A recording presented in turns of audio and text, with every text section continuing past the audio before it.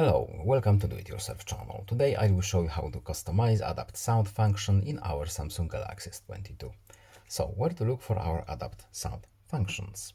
We need to go to settings, then accessibility, hearing enhancements, and here we have our adapt sound. As you can see, we have short explanations here. But TLDR, it just boosts certain frequencies that are usually for our age.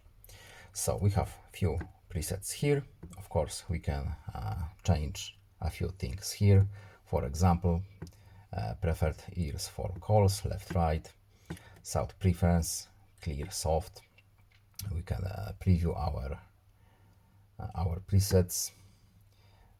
And of course, we have the option here. We can choose only media, only calls, or both if we need to.